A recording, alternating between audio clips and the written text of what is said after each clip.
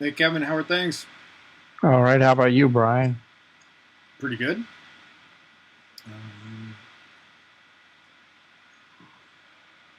So I've been trying to get a general on what to say, just a basic intro maybe on what live code is and some basics as to what we're doing, like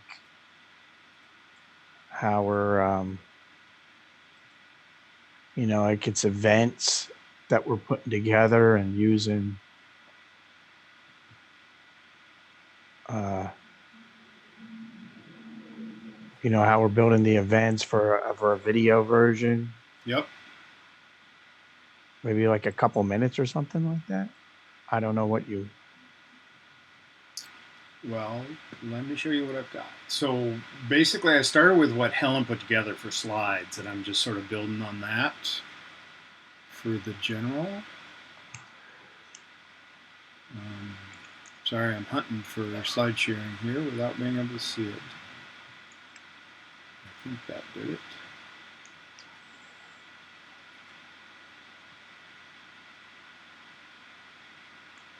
A bit of a pause while everything reorients. It's I always like fun. Peter's one there. I thought that was pretty good. I was trying to check out how he had these cards and stuff, but I had a hard time finding that. Oh Because yeah, did you not he get it? posted. No, I got it. I put it up, but I don't know why I couldn't see. Like, I must be hitting something wrong. I couldn't see. I mean, it worked, but like just how he stacked it, Yeah. I couldn't find that. I don't. Yeah, I understand. This is interesting. Okay. Plus, like when I'm trying to go into, I'm still running into the 404 code when I was trying to get into the GitHub. I'm pretty certain I'm in the xAPI GitHub repository, but like I don't know why on your link, why I can't get into the video. Why don't you share and show me what we're talking about here? All Maybe right. that'll be more productive. Because Okay. when other So like, people come on, I want to show the slides and actually all have right. them. Well, let me go in. Well, the 404, I think you're aware of, right? For whatever reason, like when I click your link. Just gonna kill video for a minute. I need to swap Wait, shirts. that's not it. Oh, wait, this Cool. is it here. Wait, the Bottom. broadcast. Where's the 40? Wait, that's not it. That's April 1st. Where is the Oh, one on the live code here? Here we are. Joan and Martin are joining us here. I'm going up.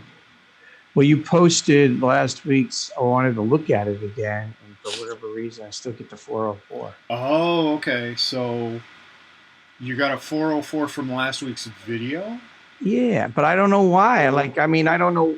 I'm pretty certain I'm registered. Hey, Joan. Hello. I don't know why. Like, Hey, I could go Martin. in. And as for here on the live code, I got that up with Martin's. Like, So go ahead and go into sharing, Kevin, because we're not seeing what you're okay. looking at here. Oh, you're not seeing it? All right, hold on. All right, so I'm right here.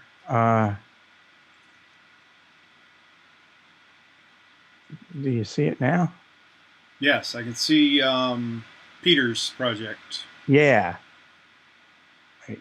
Oh, here it did show up, but it wasn't showing up. The stacks. Like, I'm just trying to see how he set it up. Right.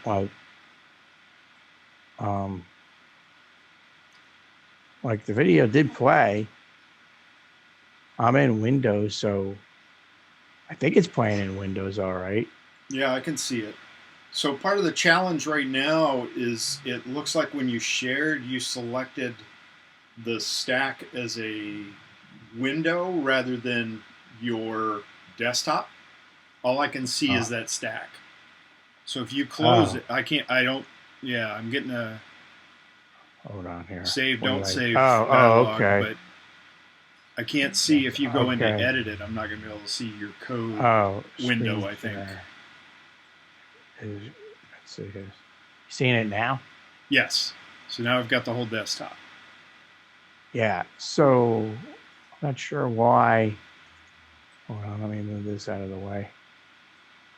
Like to view it. I mean, I hit the simple code. Where would I go to see like all of the stack? How he stacked it? I'm not seeing your menus. I'm seeing the dialogue. But go up to the menu. You I see think it it's now? Objects menu. All right, file. There it is. Yep. Now I can see them. Go to the object. Nope. Over from file. Oh, okay. Object down to card inspector or stack inspector, depending on where you put the code. Either one of those right now. Okay. Okay. Oh, my apologies. Yeah. Object. Hang on. Yeah. Okay. So that lets you see the properties, and I was speaking too fast. Go to the object menu again. All right. And instead of inspector, we want script. Script. Stack script? Yes. So that's the code. Oh, well, I did see that. That's all the code is there? Well, you may have it somewhere else. So my guess would be if you go back to that object menu and look at card script. Because I did see that earlier. You should be able to resize that code window so it's not the whole. Right. Hold on. I don't know. Hold on. That's always a challenge, getting things set up. Come on. Oops. I had it. Yep. All right, I'm going to do this. Okay.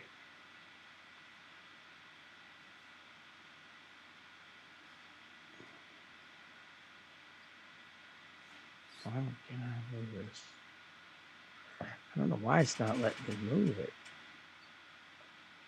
So I'm not sure where you're at there. Go back. I don't know why it's not letting me move it.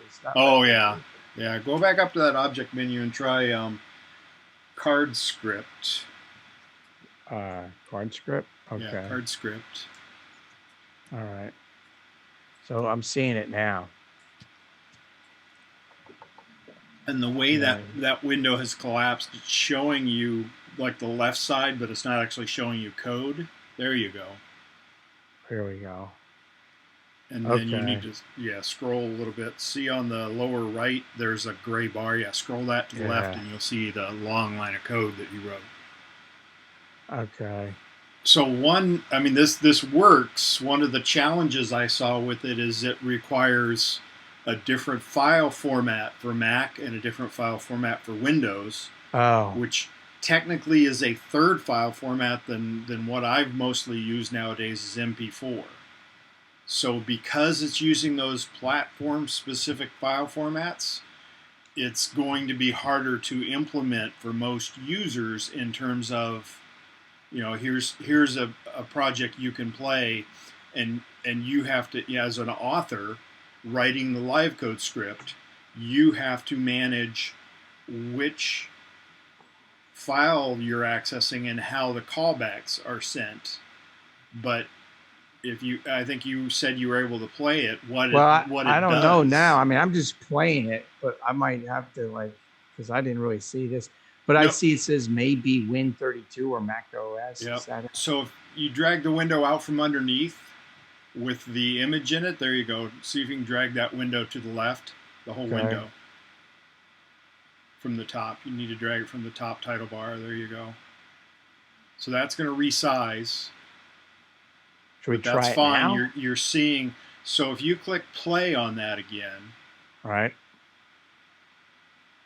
Are we seeing captions? There, you see it says Aaron looks up, and what Peter is able to do is synchronize these captions based on the time of what the user is seeing when they play the project. Right. And so any user that downloads the project and plays it like this, is running, either Mac or Windows is running a specific file, and because of that, they're able to get this timing back from the player object. So based on like just the words themselves are just for him to get a callback on them going through. Well, on the I think video, that right? that caption data field you're seeing Right. there, you wouldn't Right. normally show that to the user, but he's showing us, you know, the sort of behind the scenes scripting side of it is you need to have a field that has the number, and basically it's not truly a frame number, but it is like a digital frame number, serial number would probably be a better word, that goes from 0 up to the number, you know, the player object sees.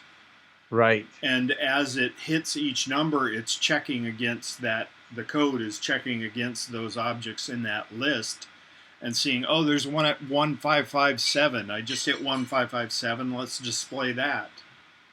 Yeah. So it's And the way it does it is that his second item in that thing is do caption. And if you look Right. in your card video display in your script, there's one of them right down on line 46. It says do caption Right. P param. So put a little red mark, click right on the number 46. Okay, now play the video again.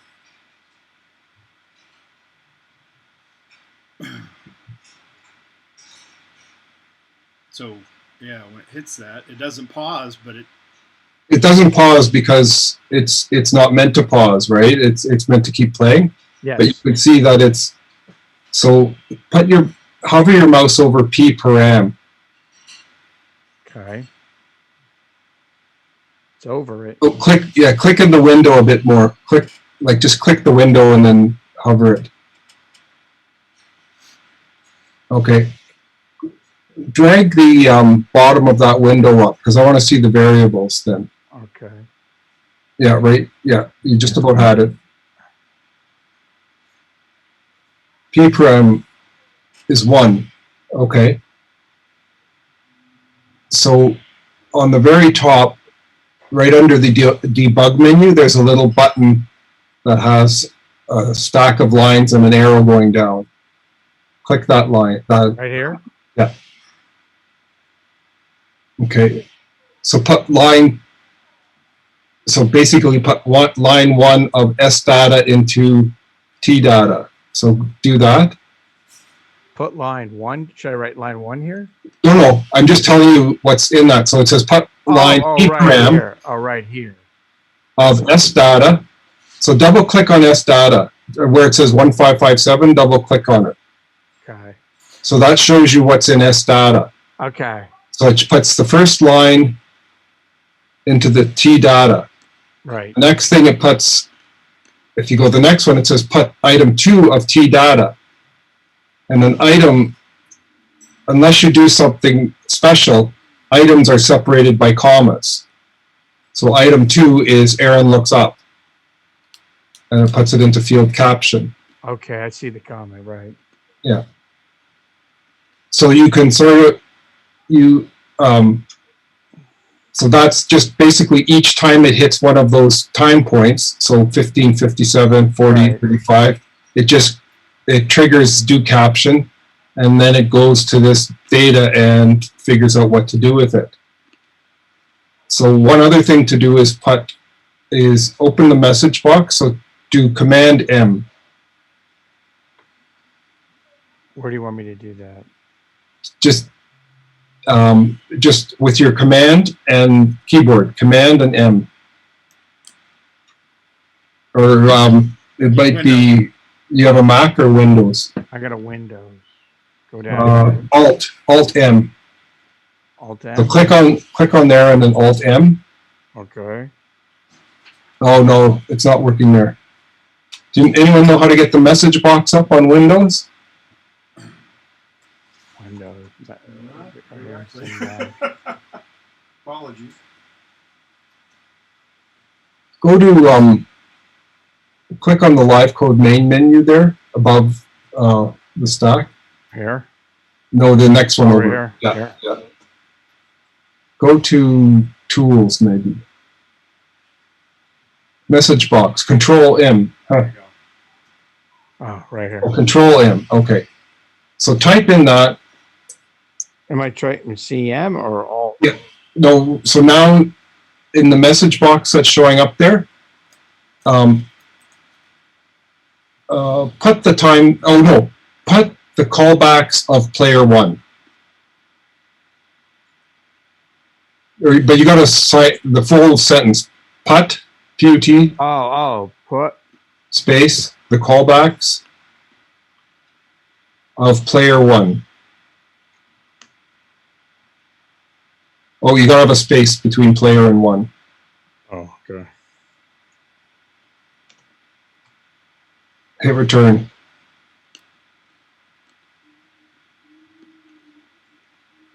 So those are the time points that he's hitting, that he's looking for. But so what kind of then time points is that? Like, is that seconds? okay, so put the time scale. So now so where it says callbacks, replace it with time scale. Okay. Whoops.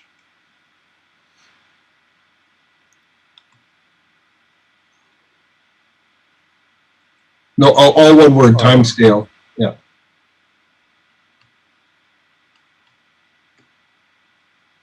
So that's how many ticks per second. So in this particular movie, and every movie will be different, so you have to have a calculation to standardize it. He's got 10 million ticks. Yeah. It's like units per second. It's like hertz or something like that. And I don't think so. You just have to do the math. What I do is I standardize it to a millisecond, to 1,000. Okay. So you would just, every time you loaded something, you would say, take the total time over the time scale times 1,000. Or is it the other way around? I have to sit down and figure out the math. Is so that based something on that Peter here, had to set in his scripting, or is that something? That's an element. That's a property of the video. The time scale is the property of the video. In his code, he has to deal with it so that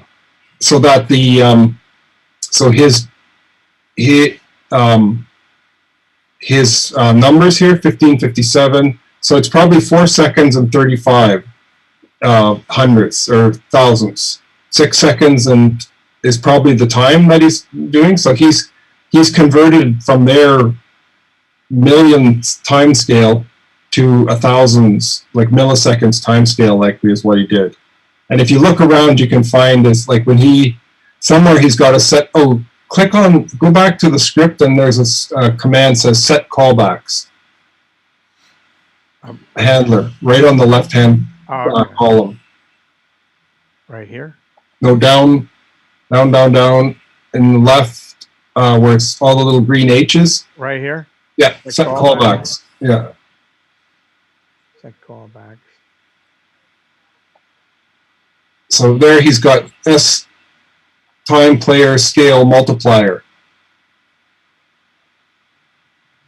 So here he's doing all of the calculations to get it up to the proper time scale. And then he sets the call. So set the callbacks of video player to T callbacks. So likely when the card first opens, that's when that is done.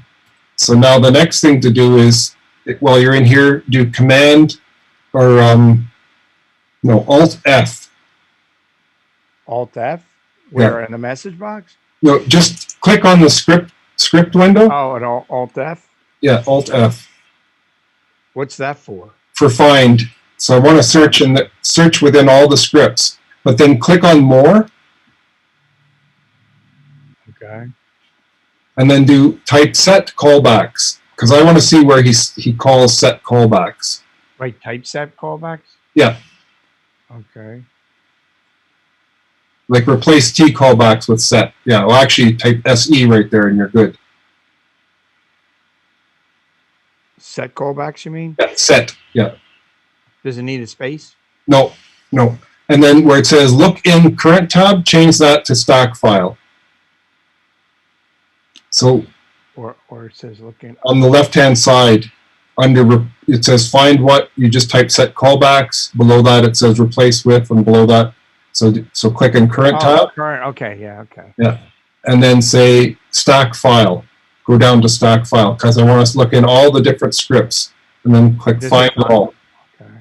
So to find that, you go to Alt F, type in set callbacks, and then go to stack file, and you can find it. Okay, so now move the little window out of the way. So you can see the on-set callbacks, in-set callbacks. That's the one you just looked at. But now when it's just set callbacks on its own, that's when it gets set. So click on that line, double click on it. The very first line that says, okay, set. Yeah. I'm clicking on it. Yeah. So then scroll up a little bit in the script. So somewhere it calls play video. And it also runs a command called time scale multiplier. So if you go through that play video, like when you want to figure this out more, set your just put breakpoints there, and it'll stop at each step, or you can step through like I showed you, and then you can see all of the math that's going on and how it's, so player set time scale multiplier is probably where it's going in and checking the actual time scale of the player and doing the math to figure out what it has to multiply to get out the numbers that he has in his callbacks. Is that what your question was? Because if it was on a different, if it was using a Windows instead of a Mac, would be a problem with the multiplier? That wouldn't be a problem because you just have to deal with it. Like it's the problem is on LiveCode, the Mac only plays MOV and MP4 files, and on Windows it only plays WMV files. So for you, if you're going to provide the video, you would just, to anyone regardless, you just have to have a video encoded in both formats. And it's the same you'd have to do in HTML5. You have to do it in like 3 different formats to make sure any browser can read. I don't know, this is a while ago. Maybe they've changed it now to it's more standardizing. But used to do like an OGG file and a MP4 file and something else. So LiveCode wouldn't play MP4 using a Windows? No, it used to be able to, but they took that out. And so they've just got, now it does MP4. Because they took out QuickTime because Apple killed QuickTime. Like QuickTime doesn't really exist. What's called QuickTime is no longer the old QuickTime. Oh. So there's no more QuickTime for Windows. So it plays Windows media video files. So if you're making a video app, you have to display video, you have to have both formats available. And that's at what, a WMV? Yeah, WMV. Oh, I didn't know that. Yeah. I mean, I could try, like, where's the video? I could try going in and converting it to WMV. There's probably a converter. Yeah, you can go online and there's converters like... How would I get this video to convert? Or just convert any video? Yeah, you could pull any video into that. You just set the name of the file name of the video over. Where would I do that? In here? You would write a new... You must be doing it somewhere. Oops. Here, like, where's chat? Let me just show you. It must be there. Could we do it now? Would it take long? Can we check it? Or is it too long to do that? I don't know, Brian. I'm sort of taking whatever you call taking everything over. And, well, let's before you guys dive into that, let me just do a level check here. Joan or Martin, actually, all of us. Do you have anything that's going to make you need to leave before 4:30? No. No. Kevin, you okay? Joan, you okay? Joan, you're muted. Yeah, I'm good. I mean, we don't need to do this right now, obviously. Well, that's all I'm saying is. If we wait until, like, let's go 5 more minutes on this, and at 4 o'clock, if other people join, we'll sort of use that as a cue to jump into the agenda that I put together. But I don't think it's a problem to spend 5 more minutes on it. Okay, I'm just going to type up a little script, and then you can try it later. Should we look at the code and see where he assigns the URL? Sure. I think wouldn't it's know already that. in there, right? Yeah, notice, whether he assigns it or it's just hard-coded, look for that. Where would that be? You want to do that. You could search for, what'd you just say it was, WMV? Use your find box and search for WMV. I don't think he put it in there. I think that's the question. You want me to put that in there. No, but, okay, yeah. Just wait, I can't find you now. He doesn't have a Windows, I think. He's been doing it all on Mac. Yeah, and you have Mac or Windows right there? See, I have Windows. I'm running off of Windows right now. Okay, so get the tool, under Tools. Yeah. So what is this project called? Click Pointer Tool. Okay. Go to Pointer Tool. All right. So right click on the player. So okay. Right click and hold down, and should get a pop-up menu, or control click, or whatever you call it on Windows. I'm not. You mean right on the player here? I'm clicking on the player. Oh, you're not getting anything? No. Okay, so click again on the player then with your regular mouse button. Okay, go to Object menu in the top. Oh, never mind. You're still in a press. See that back? You're the script. You're stuck in that script. So hit the little play button in that script. Oh. So nothing's going. Okay. Now hover over the play button or the player. Okay. Right click in it. Okay. Edit property inspector. Okay. Okay. See the source? Oh, you've got So double click on that source. It's a web video. So double click on that source. Oh, not that one. Okay. Sorry. Close that. Double click on in the field, right over HTTPS. Oh, right here? Oh yeah, it's a WMV, so that's the name of the file. Oh, he has a WMV. Yeah, so he just hard-coded that in, right? He just typed the name in that player. Hey, Mark, so he isn't picking. A handler called set player. Oh, he does? Okay. And what he's doing is using the platform to determine whether to put a Windows URL or a Mac URL in it. But I think once he runs that code, it gets assigned to the source. Oh, okay, yeah. So he's got 2 that are in there that he's using? How's that work? He's got an if statement that says if the platform is Mac, do this. If the platform is Windows, do that. Oh. So it recognizes you've run this already, so the source field has been assigned the Windows URL based on the platform you've run the application on. Oh, that's pretty good. But I think Martin's point is if you just replace that field, the source field, with a file path to a local file or with a URL to a file that's on the web, you can use your own video file. Oh, but the challenge is the way it's coded. Once you start playing it again, it's going to want to replace what you've got based on. Yeah, I don't need to do that. I don't need to do that. Handler called set player. That's fine. So obviously he did it. So it's just running. So in this, he didn't take any chances. In the script up above the window you're about to click on, you can close it if you want. The card that says video display on the handler. Yeah. Can you click that? You see where? Yeah. See this? The stack LC callbacks is active. Click the one to the left that says card video display. Okay. And then over to the left, you see it's highlighted set callbacks. Go down one to set player.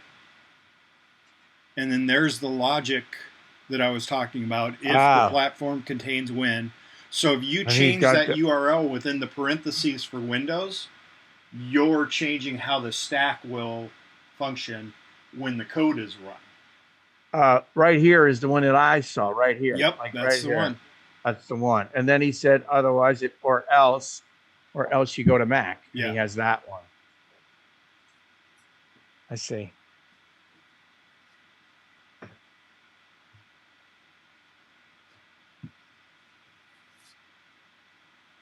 And the other thing that might be different, click on the next one that says player set timescale.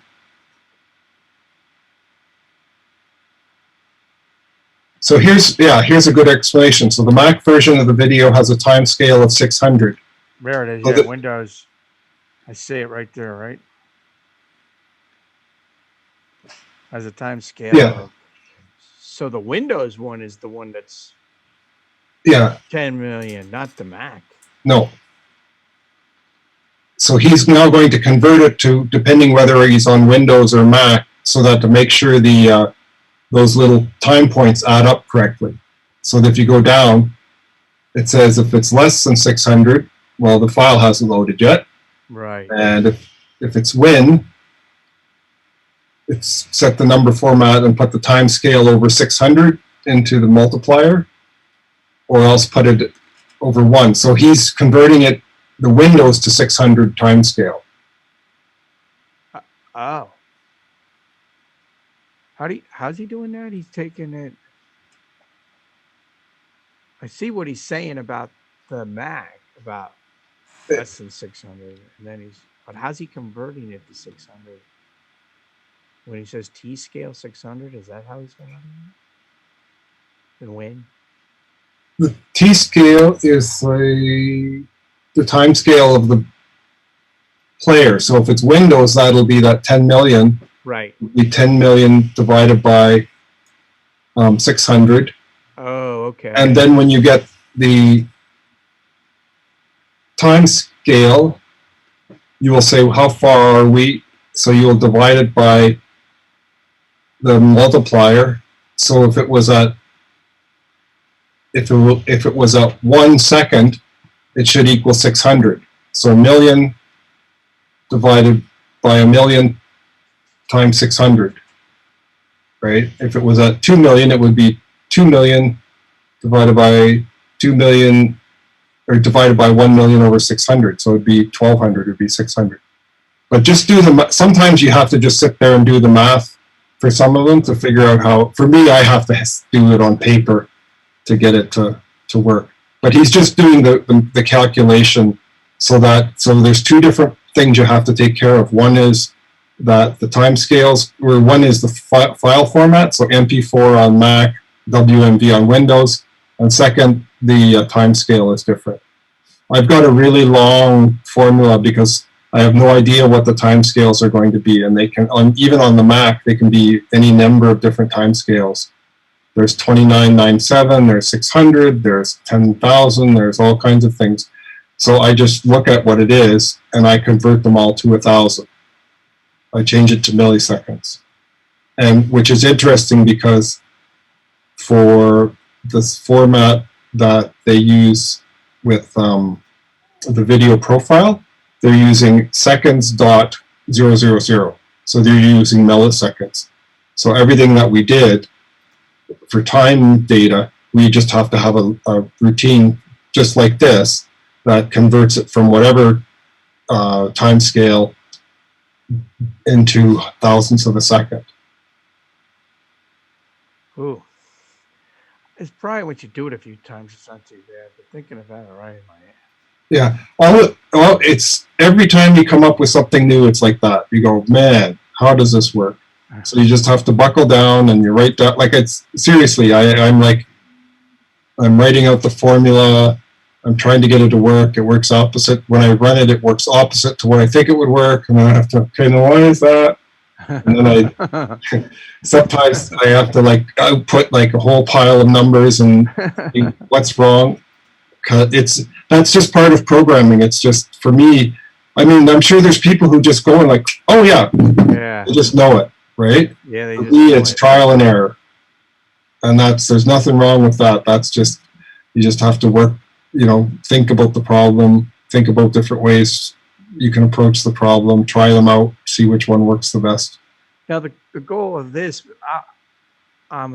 is to get like a feel for when, like, to know when you're getting data when they're reaching each of those spots, correct? Yeah. So he just used captions to recognize those spots, correct?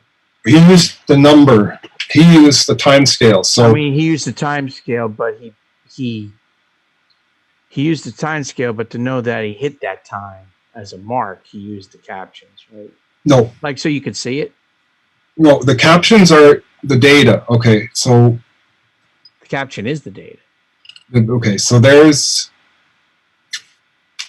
click on, go back to the message box. Okay. And again, Brian, if we're getting too far into the weeds, just stop us.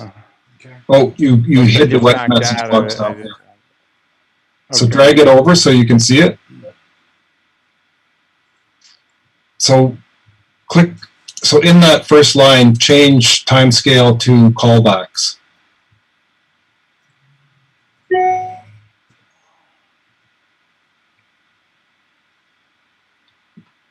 Or the callbacks. You have to do a the on this one, Oh. the property.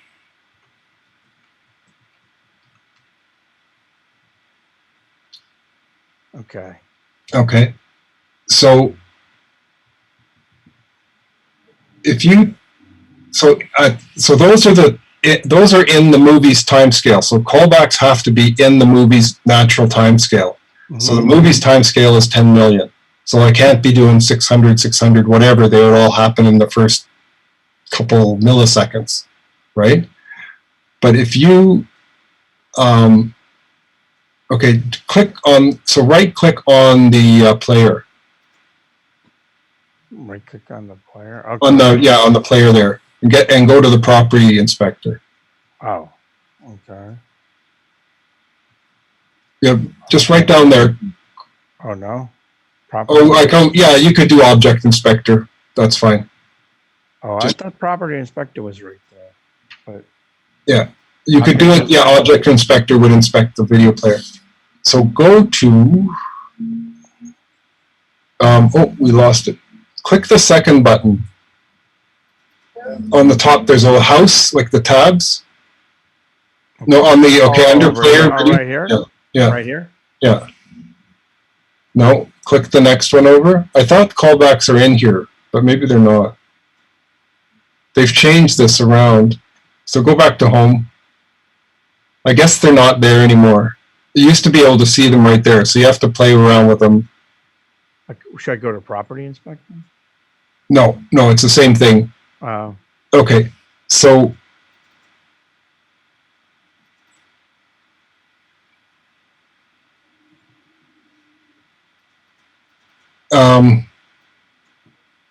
it's trying to think of an easy way to do it, but basically you could add your own callback. So you just have to put the number, comma, the word do caption, and what it does is when it gets to that number, like if you typed in 10, had a return after 2, okay. or and put 10 million. Here? Yeah, hard to tell how many millions those are. One. It's like, I think. So that's 11 million. So after 2, hit return. Hit return now? Yeah. And type 10 million. 10 million? Yeah.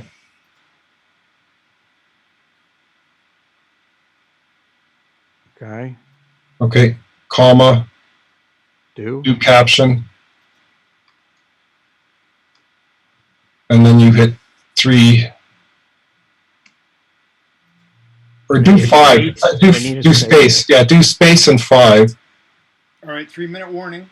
What it would do would be, it would look for a fifth. So when it got to the time scale of 10 million, it would send out a message, do caption, with a parameter of 5. Should we play it? But it won't work because we're not entering it directly into the player. Wow. You have to have a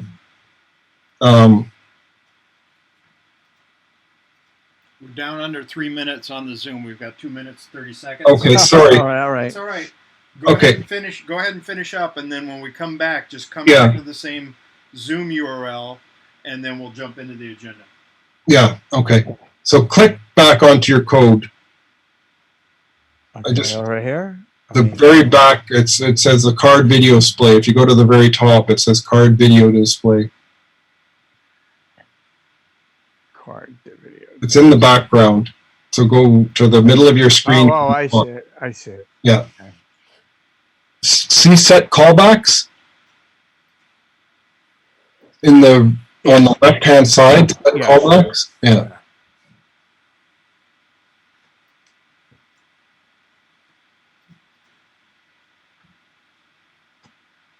Here we are. Oh, not do, but set callbacks. I want to see how they're setting the callbacks. Can you see? You want me to make it bigger? There. Can you see it now? Yeah, I can see it. Hold on. Sorry. Oh, drag the thing lower. Oh, click on load data. Click on load data. Okay.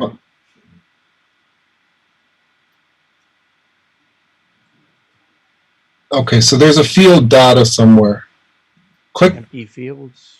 Okay, so one more. So you see where that says tools? Yes. At the top, click on tools. Go to project browser. So then click on plus. Beside the LC callbacks, click on plus on the left-hand side. Oh, right here. Okay. Yeah. And click on plus, because now that's the card. So there's the field data.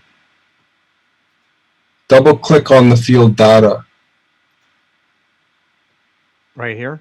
No. Or, yeah, right there. Can you see it? Yeah. Okay, so. Whoops. Oh.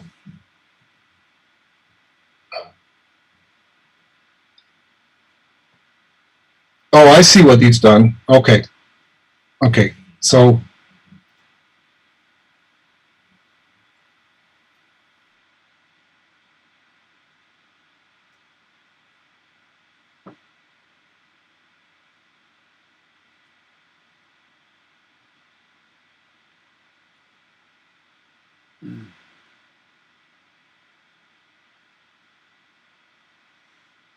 Here we go.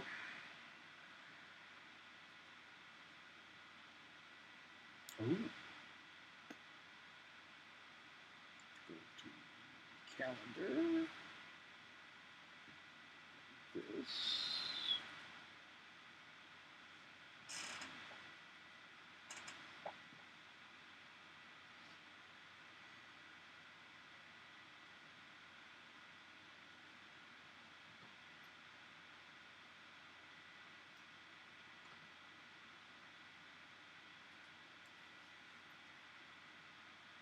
Just jumping back into Zoom after the required 40-minute timeout.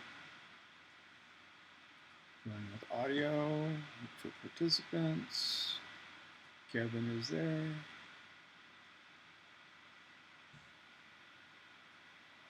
Joan is coming back.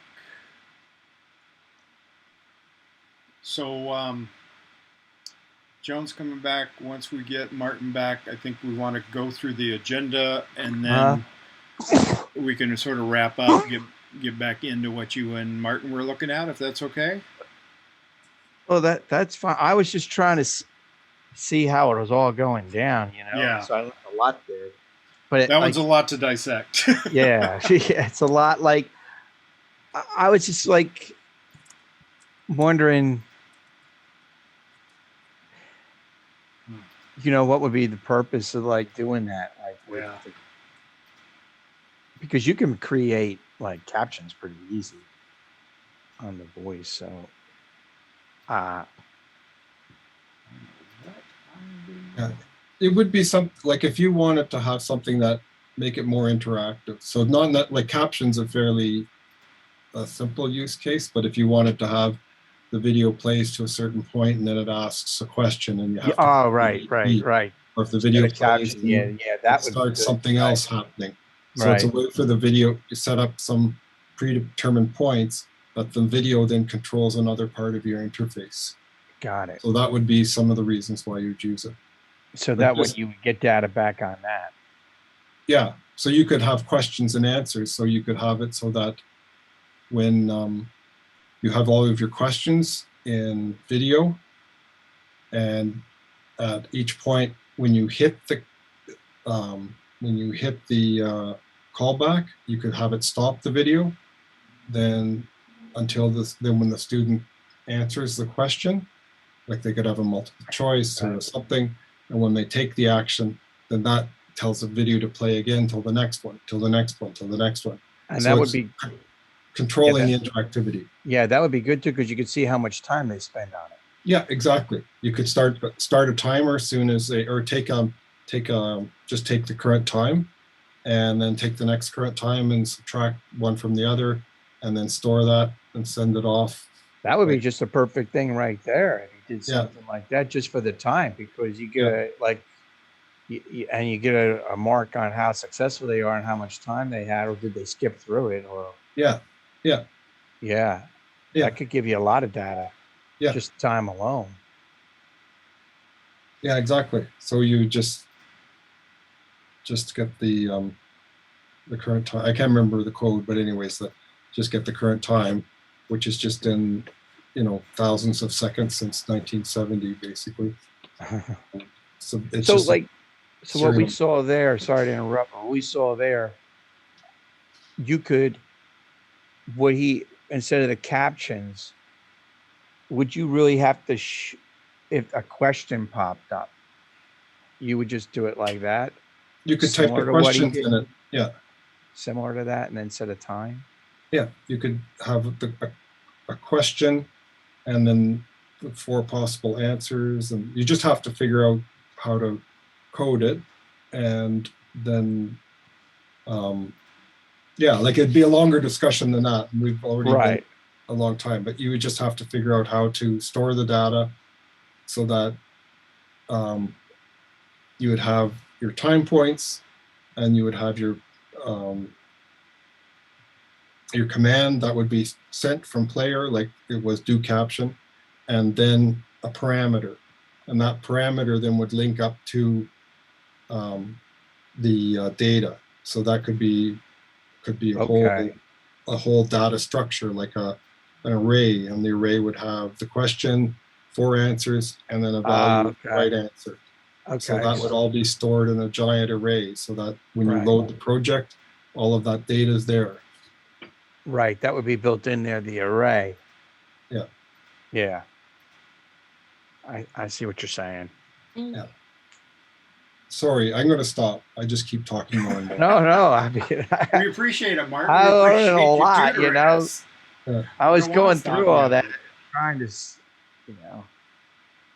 but hey, I figured, show me how to look for the callbacks and Yeah.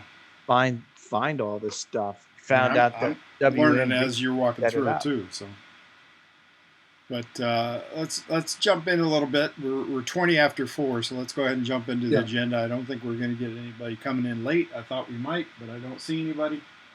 Hey, Joan. Basically, what I put together as the agenda is I wanted to see if we want to walk through the slides as I currently have them built, and then we could talk through some project updates. The idea is this is sort of what I'm coaching for, is if we can do an update, to the team right now that we capture during our recording, we may be able to use that video as part of the presentation we want to do to the xAPI team. So technically this is a bit of a rehearsal.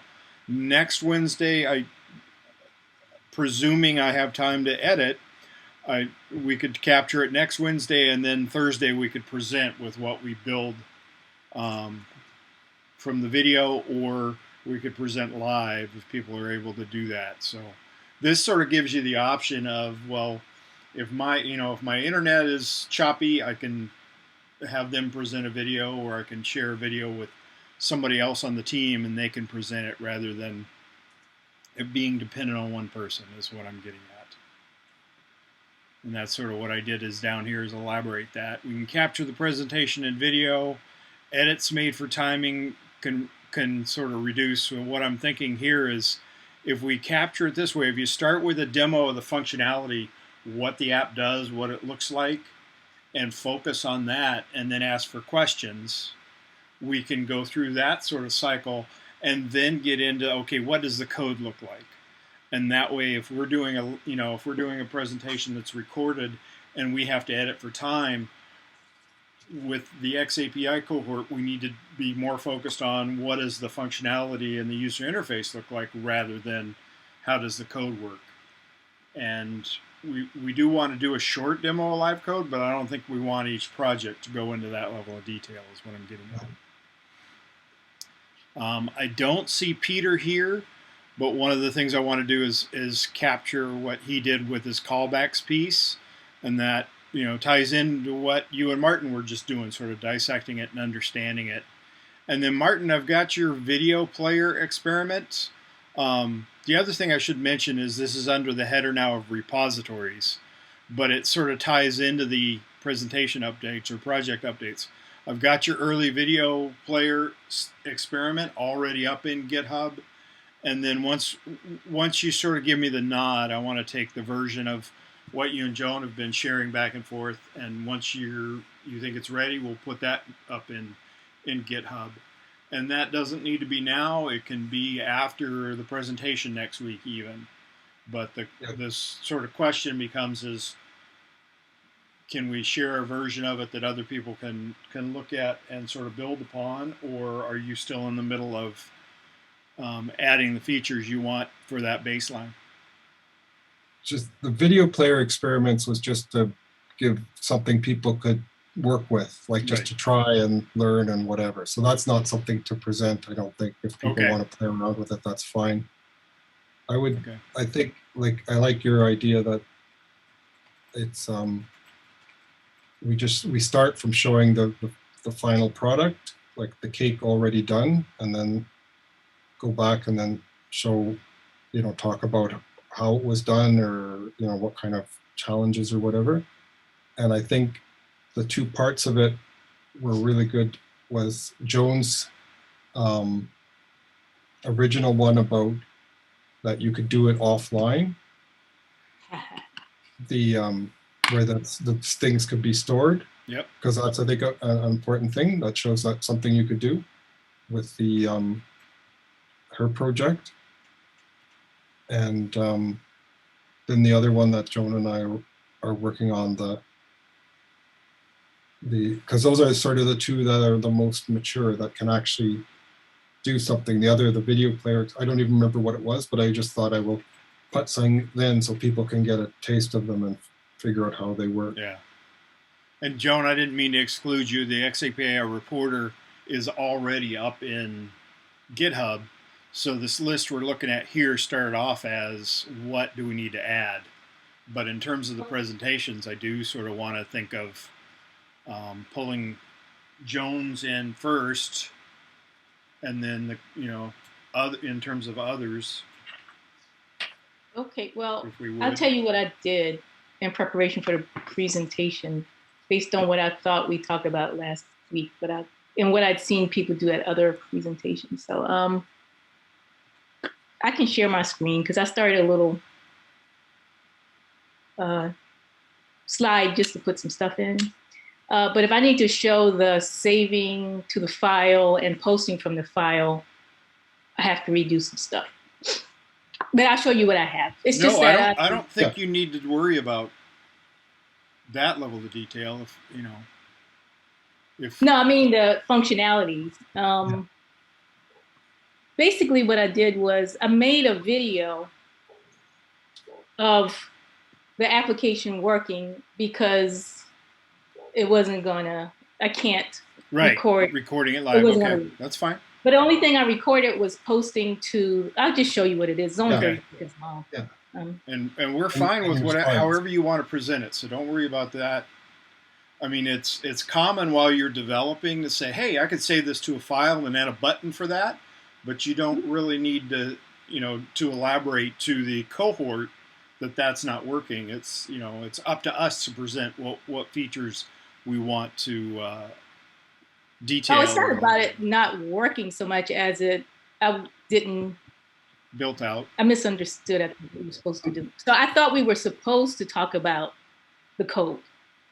So I took some screenshots and I was going to do a little animation thing where, this goes to here to show what's related to what. Yeah. And then I had Joan, yours is a great example to do that because it's short and sweet. Yeah. What I'm getting at is... It makes sense to save it at the end. Yeah. And I was just going to talk about the posting part. So this is a video. Let me make it bigger. That I did.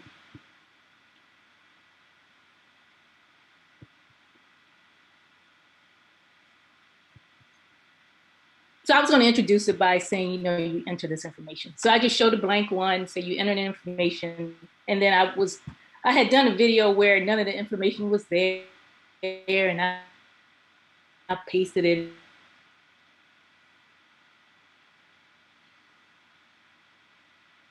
in.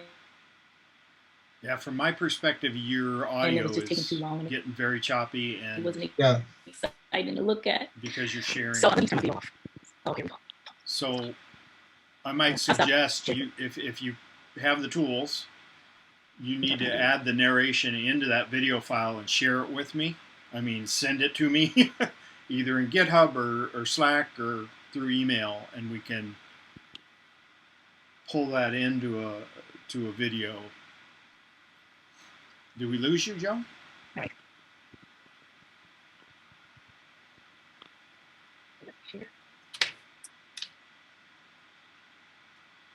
I think she just turned off video. Can you hear Joan?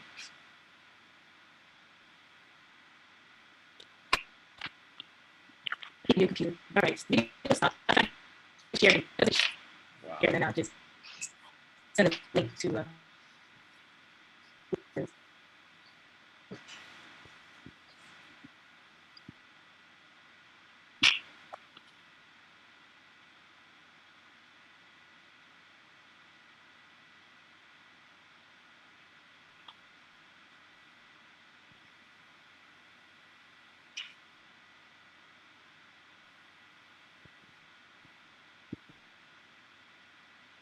All I'm seeing is Joan has started screen sharing. I'm not seeing her computer or her. And Joan, your audio is coming in very short and choppy. I'm getting about a syllable or two, and it cuts back out. Well, I just want to say, from what I saw, I think it's good. Like, that's excellent. Yes. Taking that approach. I was just saying for like the one that I was working on with you, that one's so complex that to go in and say, okay, this is what we did. But I think that shows I think the important messages are the simplicity of the code and how. Pardon?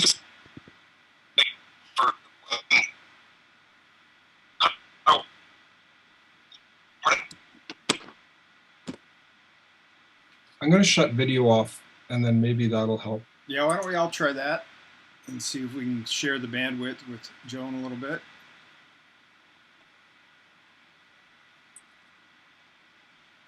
Sure. A little bit. I'm still hearing echoes of Martin. Okay, Joan, can people hear me now? Say it again. I said, can people hear me now? I can. You are coming in now. Oh, okay. I think that's because I turned off everything on my computer, but I may have to reboot. I'll just send a link to the video because I have it up on Google Drive. And basically what it does is I click post. The video shows me clicking post to LRS. The results show up at the bottom. And then I bring up the GrassBlade LRS and basically shows that it was posted there. Hello? Yep. Oh, okay. That's great. Actually, your audio came through all the way while you were talking. Okay. And if it's And that's only like 30 minutes, so it would take me like a minute to do the whole thing. But if you also want me to demonstrate saving to a file and posting from the file to the LRS, I can update the video to do that too. I don't know which would be best.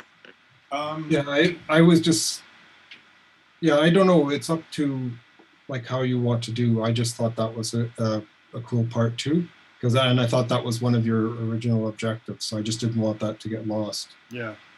But I think how you've done this, that video is good, and we've got 15 minutes. So how long did you say your video and stuff? But that video was only 30 minutes, and I was expecting to have to explain the code a bit. So I said there's no need to have it so long. Yeah, so I thought extend it to include posting to the file.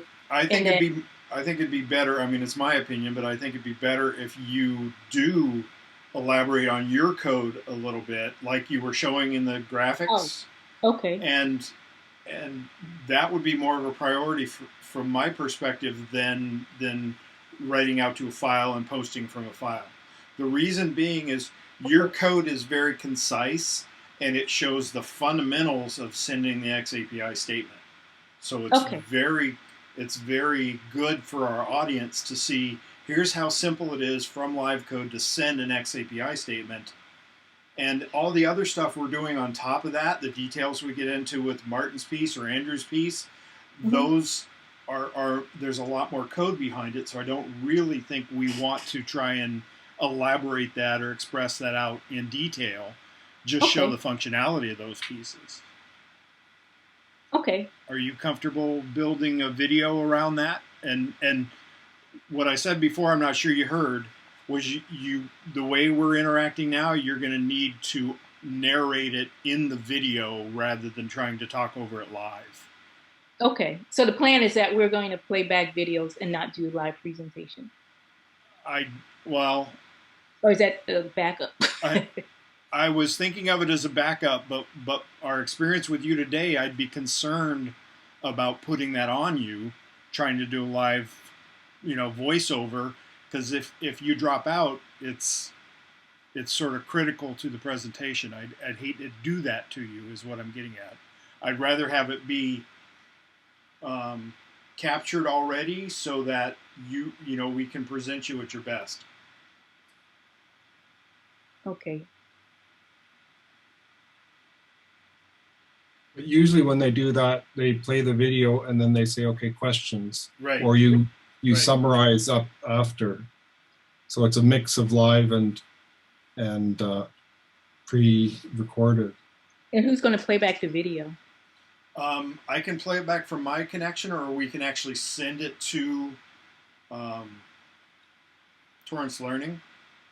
Okay, that would be better, because this was a good test that this isn't going to work either. I thought if I recorded the video, but then also spoke, that it would work, and that's what I was trying to do now, and it didn't. Yeah, work. and that's okay. So I would have thought that, but it's my computer.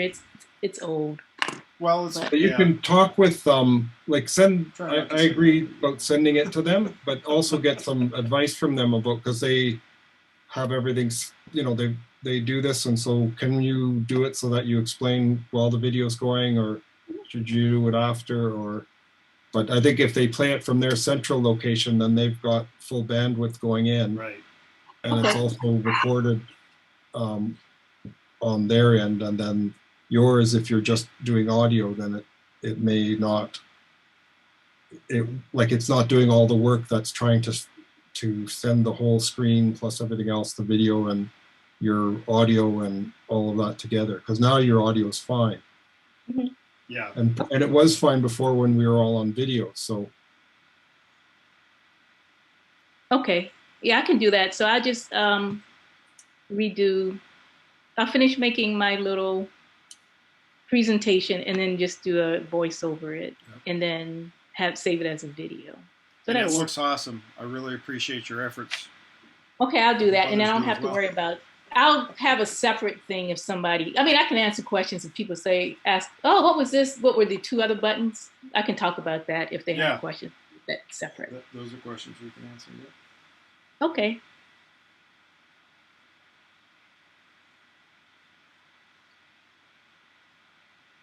So that's it for me. Well, should that- I may leave and come back because I'm still having issues with Zoom. So Yeah, I was going to suggest you try that. okay.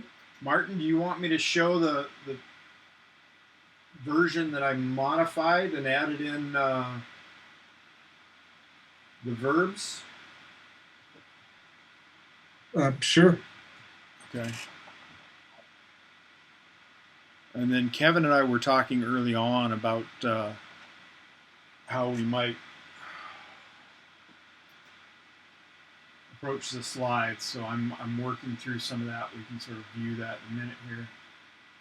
I'm actually trying to build the standalone on a separate computer and see if I can just run that as a way to smooth things out.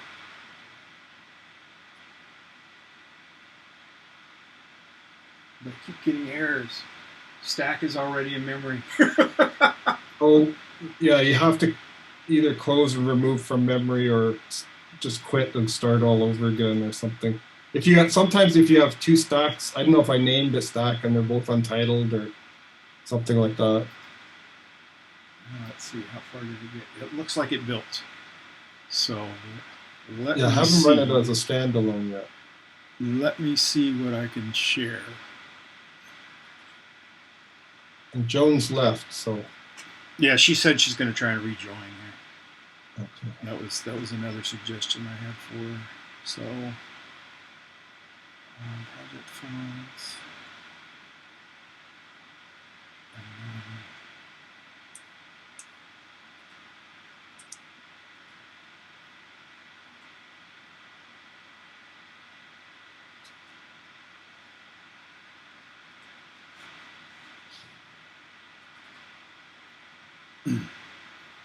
So I believe you're seeing my notes, and there's the app.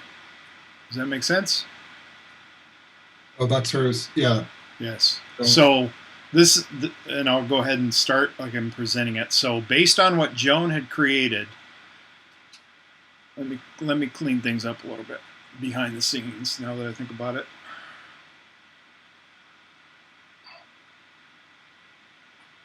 I have to drag things away and clean up the screen. I don't, at least as far as I know, there's not a screen or a option on the Mac to say hide everything on my desktop because I'm going to present. And that would be what I need right now. You can switch to a different desktop. I can, but all these icons show up on all my desktops. I don't know how to do that any other way. Yeah. You see what I mean? Yeah. Yeah, I don't know. I never play around with that. So yeah. I just drag them all into a file, a folder, except for my hard drives. Well, that's the other option. Let me see if I have a clean one on the other side. I can move things too. Oh, the other thing is create a new account. Yeah. Yeah, a lot of people do that just for presentations. Yeah. I just watch you don't copy your entire hard drive. You're going to end up entering terabytes of information into a folder. I'm just moving it to another screen, so it should be there. But I appreciate the sentiment because I have tried to copy things that way. It's made a mess. And then the final technique is hiding the controls down at the bottom. Unfortunately, I don't think I can hide everything, but I can hide most everything. There's Joan. Okay. Well, hi, Joan. Hello. Yep, she made it back. So, Joan, I'm just going to walk through the next iteration, if you will. Okay. So I built a standalone of this. And I'm running that, so I'm not, like I said, that's going to help me stay focused and not try and go into the code. So, based on what Joan had done, she uploaded her file into Slack. We later created a GitHub repository and shared the file there for future use. I was able to go in and download her LiveCode project And based on her work with the same statement and results fields and the post statement button, I added in a graphic that acts as a menu for the different statements based on the profile for video. So we start off with an initialized statement. So we're looking at the initialized statement, and in this case, in this file, the statements are held or are just copied and pasted into a field. So I've already taken that JSON, validated it online, and brought it in and pasted it into this document. And now when I click post, I'm actually sending that and receiving status of success back, and the response is the ID that was created for that statement. So at this point, I can page through the screens and go into played. You see it's a new card. The title is here, played. The new statement is here. I can highlight the word played, and then the results field is empty. So that's taking me to another card within the LiveCode stack. Again, I hit post statement, and we're sending this statement and receiving another ID based on this statement being sent to the LRS. I can continue on through played and paused and do this process for each of them to validate the sample xAPI statements that I have for each of the verbs. And in this case, the document we used for the master statements as examples did not include pause, so I have another copy of it. And then seeked. So John Doe is seeking within the video. We post that. We come back with an ID and a status of success. He also interacts. We look at that statement to find out that the person has expanded the video window, and an interact statement may be caused from expanding the video window to full screen or collapsing it down from full screen to part of the screen. And then completed the course is yet another, or I should say completed the video interaction is another statement that can be sent. This was sent earlier. You can see it's stored. And then terminated is the final statement, and this has been sent earlier, so a value was stored. So this completes this section. This is our working demo for a xAPI Reporter working version 2-09. And again, we've elaborated by including all the verbs. So within LiveCode, we've elaborated on Joan's project by building a card for each of the verbs, placing the statement and the statement fields and the post statement objects into the background for that card allows us to create a card with the same background, and then these fields would be empty. So each of these fields we've gone through and pasted our example statements to provide that data to the LRS. Any questions? So I'm literally asking my team now. On interactive, how do you know that they expanded the screen on display? Well, I'm really just elaborating that the way this was written, the way this script was written, was the presumption was that's what they were doing, and this statement would be generated by that action. So in this demo that I have, we're not actually seeing them do that. But the project file that Martin created shows the player window, and that's where that would be captured is if they expand that window from his demo. Okay. Does that make sense? Yeah. I'm going to swap windows here. So Martin, do you want to do a demo of where you're at, or are you at a point where that's not feasible? No, I could do that. Okay. So we do have our 10-minute warning. Okay. So. Oh, you timing? No, I just mean on our Zoom call. It's at 9 minutes now. So if you want, I can stop you at a point, or if you think you can do it in shorter time. I have to do it in 5 minutes because we should probably do each section 5 minutes. So let me. I have to admit I didn't time myself, but I'm hoping I can edit it down to that. So yeah, go ahead and pull that up and go into sharing. Probably less than 5 minutes. I'm just looking for sharing screen. desktop one.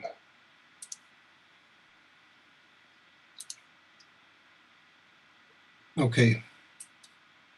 So now this is the next phase of the project where we wanted to actually take the statements that use the code that Joan had done to send the statements, and then Brian had tested out hard coding the video profile xAPI statements, but we wanted to actually get them to be sent while the video player is playing and taking on these different actions. So, and this was again in Joan's code. The endpoint is set. So I set what the, we were using GrassBlade, and then I want to put a username and a user email to be put into the actor. So I log in that, and so that gets set. Then I can open the video player. And this is where it starts creating different parts, or starts sending different statements. So the first is, the first xAPI verb we're going to send is initialized, and that happens, so we're determined that'll happen when we open the video. So open video, I'm going to open a video of my laundry room. Oh, and that's too big. Okay, this is what happened. So here's a glitch. This is what happens when you open a video that's too big for the thing. Okay, I'm going to open a different video. This is why you practice.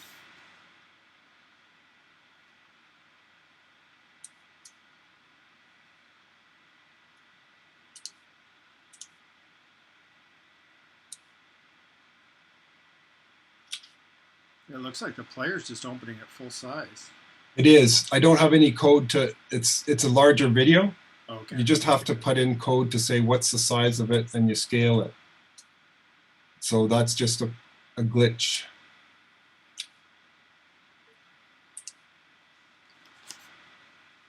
See, there's that full screen mode we were talking about. Kevin. Yes, exactly. That's the, I just interacted with the video.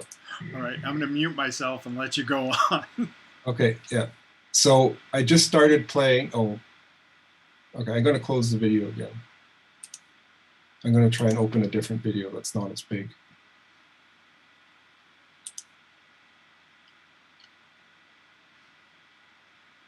Oh, what's the problem today? Oh, there. There's a small video. Okay. So when I did that, it opens up and the verb is initialized. So the xAPI statement is created and sent, and the results are success. Then when it starts playing. Hey, Jamie, today we're going to do a breathing test called spirometry. It's going to measure how much air it says the can video's go been out of played. lungs and how fast. If I pause, then the xAPI statement paused is sent. We don't have seeked right now, but we could code it so that when it was seeking and then you let your mouse go, it would be seeked. Then when it's completed, then the statement completed is sent. And then once the video is closed, the terminated verb is sent. So so basically now we've got a video player that the user's interacting with, and as they interact with it, it's sending off xAPI statements to the LRS. And at this point, I could show the, like Joan did in Slack, could show the statements showing up on the LRS, on the GrassBlade. So that could be something that, that could be part of it. Yeah, actually, so that was basically the process we went through for, and so this Brian or someone else could wrap up, maybe your Joan, just saying, so that's basically, this is the process we went through first, just to get the initial connection, the code to actually send it, then determine what type of verbs we want it to send, and then wire those to actions on the video player. So that would basically what I would say. Good work, Martin. If you can pull up that window for GrassBlade, I would say take 30 seconds or a couple minutes and show the statements you just sent would be helpful. Yeah. Oh, right now? Yeah. Okay. It's in Hopefully here. it's open because you've got 3 minutes on our timer. Okay, yeah. Now I have to calm down so I can do it. Sorry. Rush. No, I have to. If I rush, nothing happens. If I calm down. Yeah. Okay. All I'm saying is we need to log into Zoom after 3 minutes, so it's not. Yeah. It's not. No. Here, go back to here.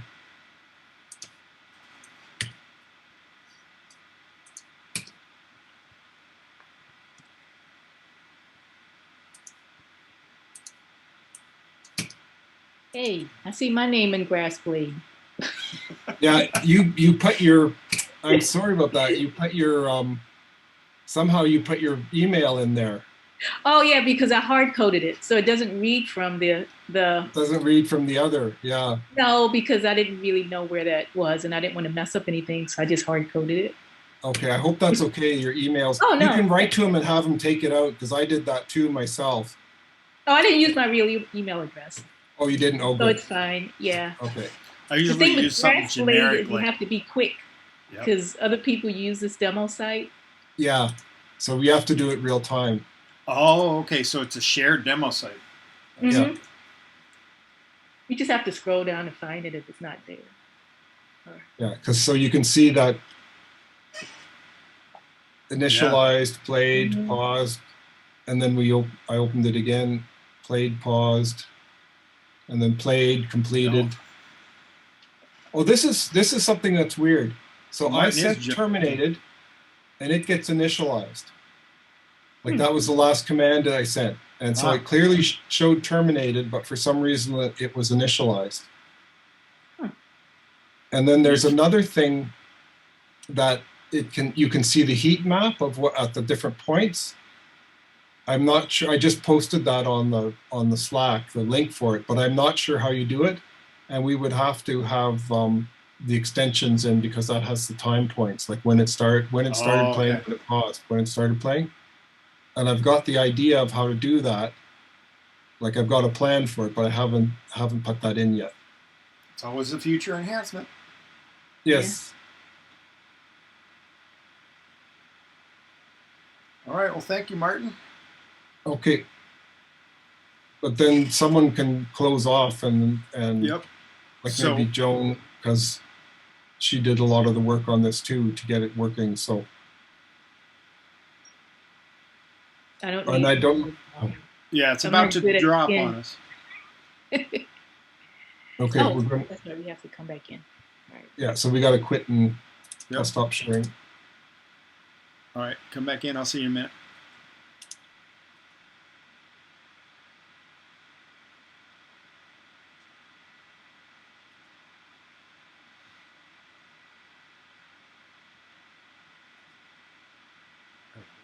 There? No. Not quite. That's no fun.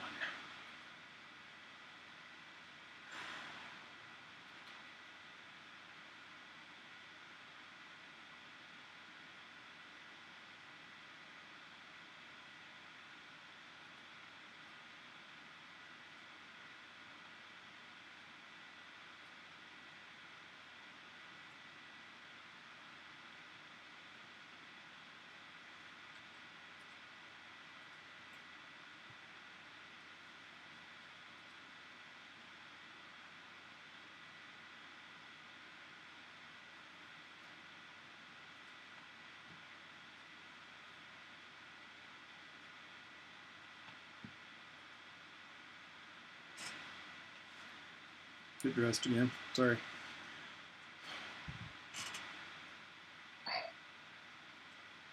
I had trouble finding my own URL. Yeah. Sorry about that. I know it opened a page. So we're sort of itching to see it. I think that's the next step, is for me to give you an idea of, I'm not going to try and present it too much, but give you an idea of what I'm up to with the PowerPoint.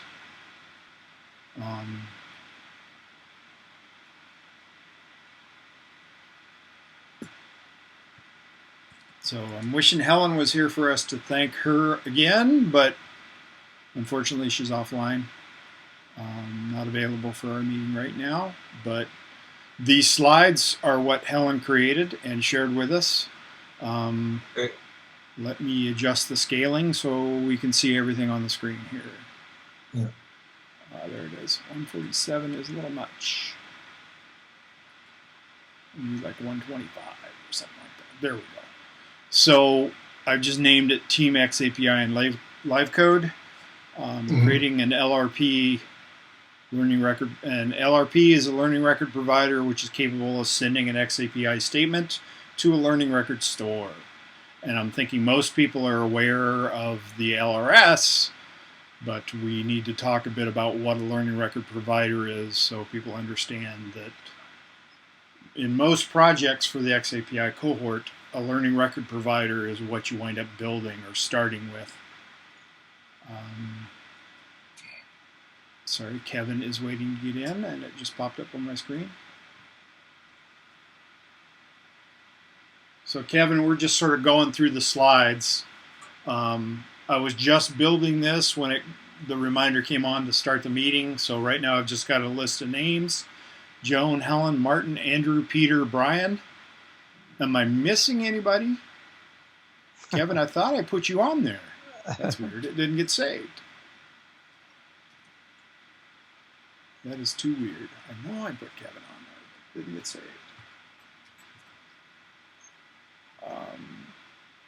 Well, you did good, Martin. I timed you out, so even with your delays, you were fine. Yeah. How many minutes?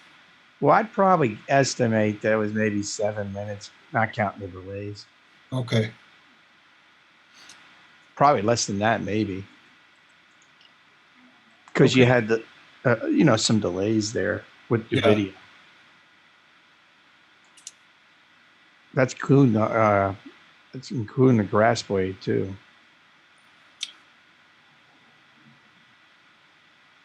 Yeah, I'm sorry. I sort of dove into this. Martin, was there more you wanted to show on the GrassBlade side, or we? Oh, I just sent you that thing with the heat map. Okay. I don't need to take up time for that. Okay. And all I'm doing here is just sort of showing the outline. I'm working on these slides, and I think we'll be able to do a walkthrough next week and possibly even record it. And the idea would be for us to split this apart and each voice part of it. All right. That's how I've seen other teams do it. And that way it's all of us presenting rather than one person. But again, I'm thinking next Wednesday we do this as a walkthrough and do a recording of it. And that way we have it captured. We can try and do it live, but I'm seeing, it's not just Joan, but I've had issues, and I've seen other people presenting have issues about how they're being heard and their demos are going. So it's helpful to have something. So this one has quite a bit of detail. Again, Helen started us off with some bullet points about LiveCode. I just edited them out, but I would present this as LiveCode is an open source application that's available from livecode.org. It's also available as a commercial product from livecode.com. And the distinction between the two is livecode.com, the commercial application, is focused on application developers who are publishing either an iOS on the help me with the terminology, the iTunes store. The App Store is what I'm looking for. So for iOS, it would be the App Store. For Mac, it would be the Macintosh application store or Apple Store, they also call it. And I'm stumbling over those words. Google Play, yeah. Yeah, The I don't know idea- if you have to go so much into the stuff about live, like their commercial part Yeah. of it. Just that you can sell it through the major app stores like Google Play, App Store. You can develop, distribute it yourself. Okay. Yeah, good points. Appreciate that. Just so that it doesn't, like, it's not an ad for LiveCode. Yeah, it's exactly. I'm stumbling over, but my purpose in distinguishing between the two is if somebody misses that and comes back to it, if they wind up on livecode.com and they're looking for open source, unless they find the one spot it's mentioned, they're gonna get asked, okay, how would you like to pay? And they need to know enough to know that they don't have to. Yeah, and maybe say that then, and just say on open source livecode.org you don't have to pay. There you go. There's a commercial version, livecode.com, and for that you would have to pay if you want to distribute it for profit, like as for a business purposes. And there's different levels or something like that. Yeah. So just that there's a paid version and there's a free version. And if you want the free version, go to livecode.org. Just notice it's giving you an error for English with a small e on your next bullet point. Is that why it's got an error? Okay, I thought it was the dash like, but no. You are correct, sir. Thank you. And then these other points are sort of expanding on the application development process. So it's GUI based with English-like scripting. We'll see that. We'll see examples of that. Development involves toggling between run and edit modes. So there's not really any compile time like an old school developer would have experienced. But I mean, truthfully, the web has sort of done away with that metaphor, as I understand it. People are used to, I can publish to the web and then load the page.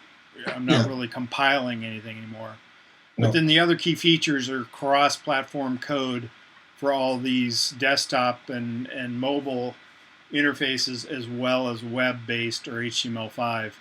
But that needs to have all the asterisks around it because it's a paid upgrade. So we don't need to get into that. But again, livecode.org to download LiveCode, maybe I should say for free. Yeah. For free. And then livecode.com to purchase LiveCode with added developer features. And that also answers, well, why would I purchase it? There's some added features in there. Once you get into professional work, they want you to do it.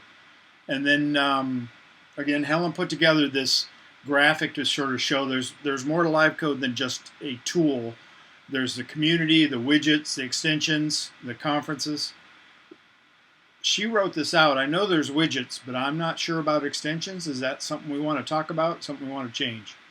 Well, just leave it there. They have extensions. Okay. And you don't have to talk about it. Like there's the best slides are one that are totally different than what you're talking about. Yeah, I understand. It's when people read the slide, then it's like, okay, I can read the slide.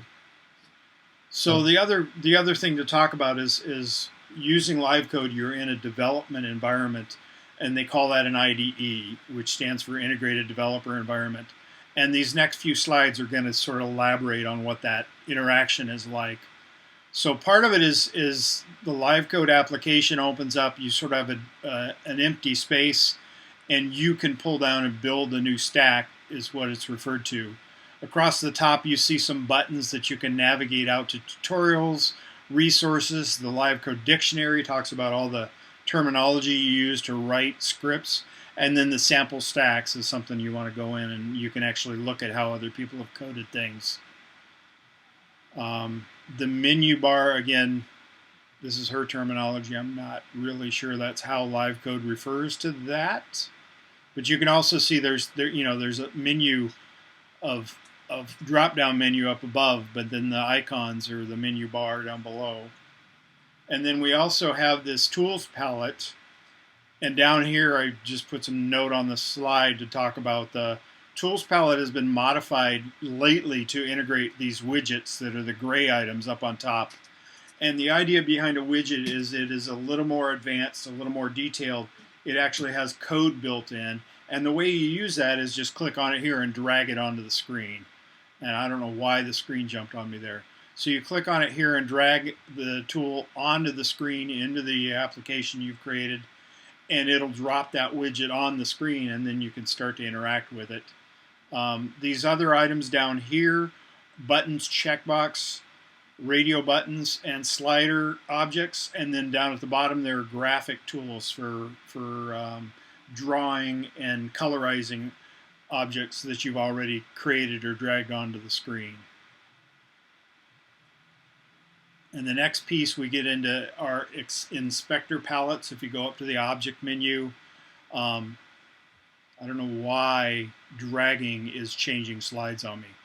That is absolutely new. I'm dragging my mouse around and it's changing slides. I haven't had that happen before. So yet another reason to do a recording. I wouldn't want that to happen One thing live. too, I think like this one, there's lots of detail. Yeah. Every slide.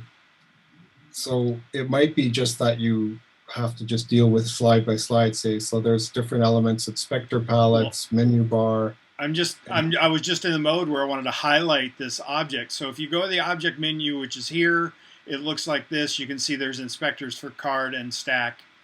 And once you do that, these other palettes come up and you can see it is what we refer to as an inspector palette with details either about the card or the stack that you're working on. And then there's also an object inspector, which is active once you have, like the button here is highlighted, but for some reason the object is grayed. So I should be able to see that object inspector is highlighted, and that would give me details on the button that I have selected there. But again, because of the mode I'm in with PowerPoint, it's not letting me point on the mouse. It sees I have something selected, and I don't think I do. Oh, it's just when I mouse over. That's not helpful. Okay, moving on. So there's a slide that talks about developer resources, documenting course community. That, I think, is actually redundant. I'm going to hide that one because we've already touched on that. This one gets into how simple it is. So the code shown here would actually provide this function when somebody clicks on a button. The button in this case has a title of Hello World, but the code is actually being called when you release the mouse button and it causes Hello World to appear. And LiveCode uses a language that's easy to read, code, edit, and test, and switching between editing and testing is as easy as using your palette and clicking on the different icons that are shown over here on the right.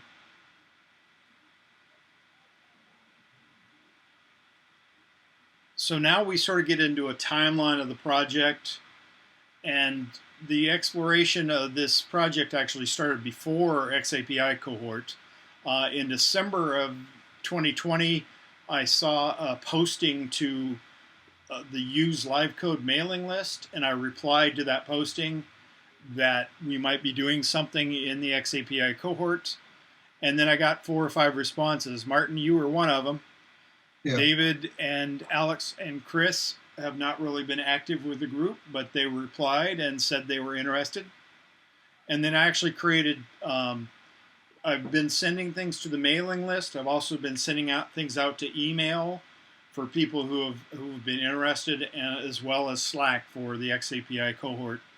And Slack is the primary interaction. And then this slide sort of begins, this is the transition between where I was editing before we started our meeting, so I'm not going to go too much more in detail. But this sort of gets into the iterations, and I want to do screen grabs of the demos that we just did. So this would be the prompt to show the different demos that we've just recorded, and then we can jump in and sort of wrap things up again once we get to the end. And like I said, I need to update these slides with the latest version of it. This was done very early, so she just had this, Helen just had this version of the app and grabbed sample values. I think that's from the ADL's sample system. And then this talks about an ecosystem. I don't know if we really want to get into that. I don't think you need to get into that. I would hide that one as well. And We then really, this- like with 15 minutes, we'll probably just have time to do our 3 demos. Like, yeah. I don't know that there's the 45-minute one. Right. But Later. the way I'd see this is we start off by talking through some of the slides, and then we show a demo video, and then we come back to another slide or two and show a demo video. So this is sort of going to set the pacing and the timing of it. And part of what, like I said, part of what I want to do next week is have this a little better, have the PowerPoint a little better elaborated, and we can go through and determine the timing. And these are just sort of placeholders. And that's the end. It should go well, I think. I think it's good there. Yeah. So I realize, If I understand it, it's good. So if I understand it. Okay. Joan, do you have any feedback? I know you came on while we were talking about the slides. So. I'm confused. So this is going to be the beginning of the presentation, right? Yes. And you said they're going to sprinkle in the videos that we're doing among in this presentation, right? Right. And it doesn't, I mean, we can go through and decide if some of this should be pulled or too detailed, but down here, I think you're seeing what I'm seeing is like talk a bit about how we launched. This slide is really just one of the things we did was reuse some of the code from the Makey with the JSON visualizer. That's not even really used in the examples now. So that one, I don't really need to elaborate on that because that's how one of the projects started, but we didn't use it. And these, like I said, are placeholders for Joan's and then my update and then Martin's basically would have these. So I would say at the beginning when all this information about LiveCode,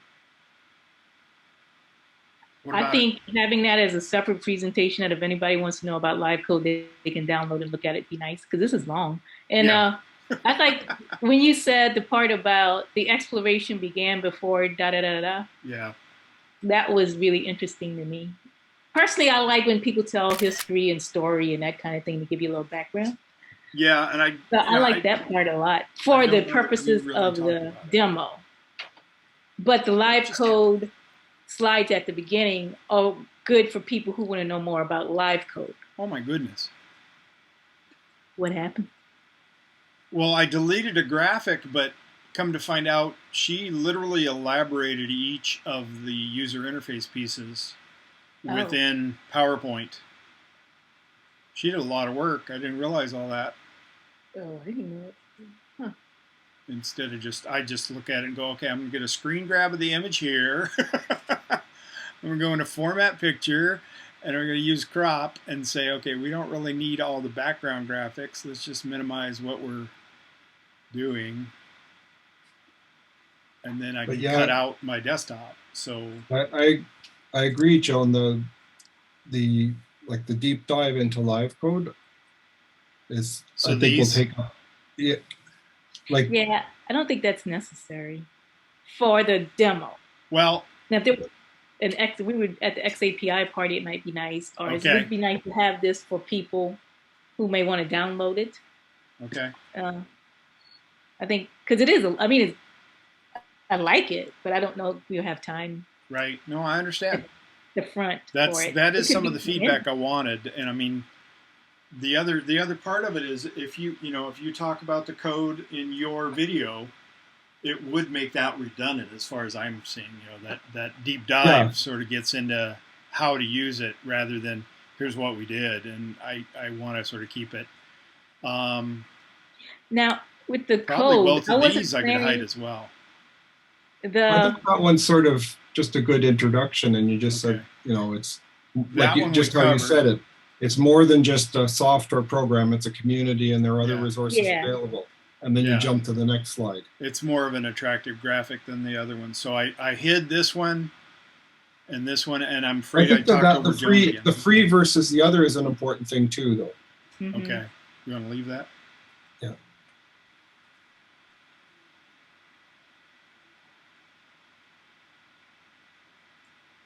Because I wasn't planning to talk about things like it's a stack. You can have cards Yeah. and I don't- objects. I'm going to do all of that. I don't This know that we need kind of to stuff. do we think this is too deep as well? I think you can give them a little taste. Yeah. Just, Yeah, that's that might not be bad. enough, you know? Yeah. Yeah, that's not bad, Yeah, especially no, that one, since yeah. Okay. all my code is on mouse up, so, Yeah. so they'll see that. I'm sorry I'm jumping around on you. I wasn't sure what the next slide said. So the next slide is the sort of jumping into the group. So what's But the yeah. CMI one? Because maybe that should come, the next one. So this is how the group started. CMI Maybe- 5 was the title for this message that I responded to Mm-hmm. in December, and that sort of gets at how the group got started. Is I saw this, and it took me a while. It took me a couple of weeks to research it and realize, wait a minute, CMI 5 is a profile of xAPI. The person is asking about xAPI, but I didn't know it at first. It took me a couple weeks to get back to him, and like January 11th, I sent a note out, and down here at the bottom, I may be making people read to, struggle to read it. So I'm going to zoom in on that a little bit. how'd Peter come? Peter was part. Peter and Peter was part of this group. Martin, you can see Martin responded as well, but he was also in the cohort last fall, and then Andrew and Peter both showed up on the list for users. Use LiveCode Digest. I'm sorry, struggling. To read it. Cool. So yes, that's how we lucked into having their involvement. We don't want to do it too big because then I won't be able to see one. others. Go So ahead, you talk Joan. about live code, and then I don't know if it's better that the mouse up, the code, like a little taste of it, should come before you talk about CMI, or Well, at come this before point, I I start would. doing my demo. Do you want me to move that before yours? No, it's a question. I think it might be better because then the last thing they'll see is mouse up, Right. the example, and then when I bring mine up, it'll be on mouse up, do these things. That's true. Yeah, That's a good way to go. Yeah. This is weird. But hang on though, but then you say the story continued, so then it doesn't seem right. We can edit that just because you're looking at what Helen created at the beginning of the cohort. It hasn't been edited yet. So at this point we're free to edit it. So don't feel like you're chiseling cement. Feel like you're working with noodles and they're all malleable. Where's the makey part? I hid that. That is this one. Oh, you did that one. Okay. So early on, I looked at reusing that code, and then I tried using a sample from the ADL. And, I mean, it actually turned out, Joan, that what you created gave me the best springboard. That's basically what the project is based on at this point, is what Joan created and what Martin is doing with it now. Okay, so then there's the CMI 5. So conversation about the CMI 5, and then the group came together. We hide that one. The CMI 5 is the intro to the group. And then, do we want to go into that detail before Joan presents? I think it would be good. Okay. It's just basically that the part about the language being easy and that part I think would be good. And then I'll show, like on mouse up, you have that'd be a good segue, I think. Yeah. Yeah. It won't be very long, maybe a minute or two. No, it won't be long.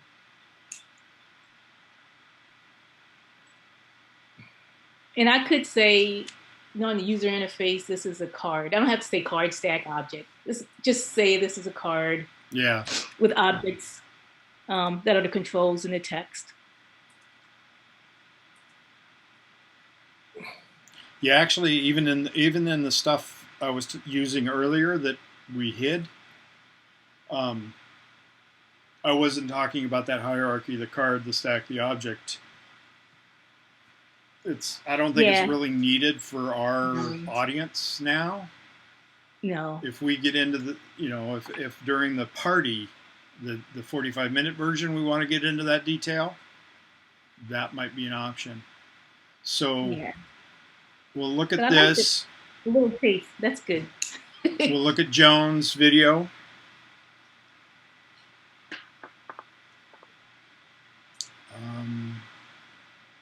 Just trying to think if I have a way to do that one. Not really easily. Oh, there might be. Okay. And then we go into my demo, and then Martin will shift into Martin's demo.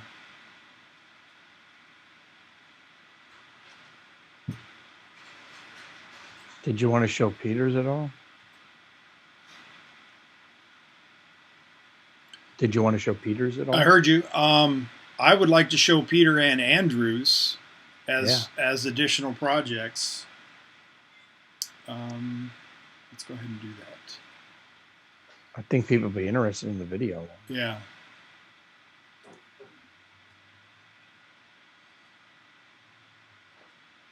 Sorry, I'm struggling to find duplicate. There it is.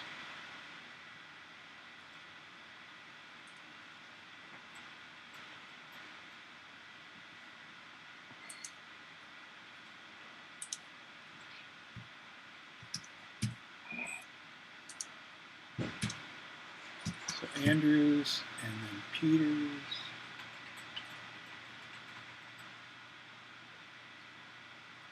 And then that can be hidden.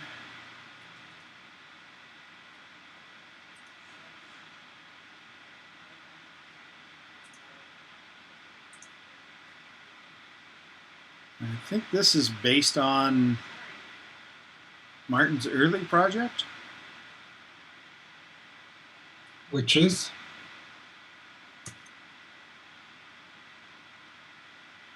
No, this is based on Andrew's.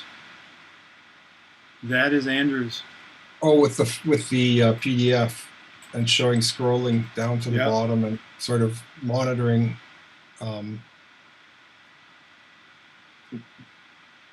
determining whether people are viewing or whatever the video. Yeah. Or the PDF or JPEG or whatever. I didn't realize at first, but it's Andrews, and then this one, we've sort of got a replacement for that, so I'm going to hide that one.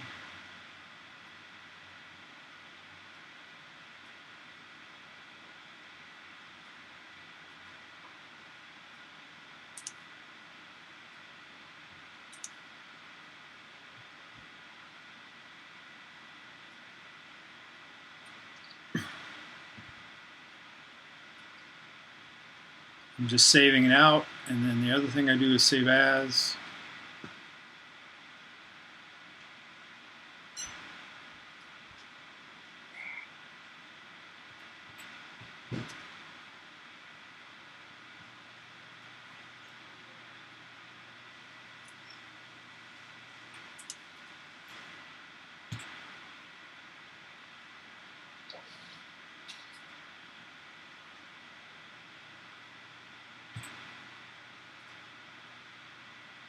And then actually undo that.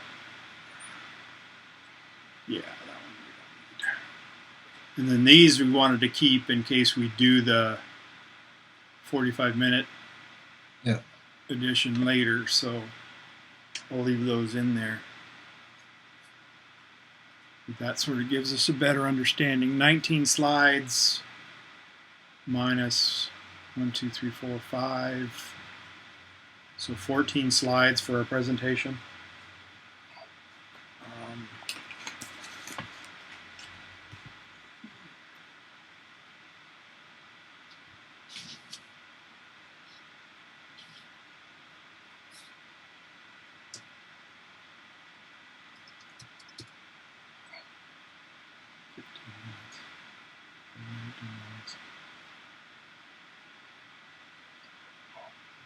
So we sort of have to look at the timing of the demos, but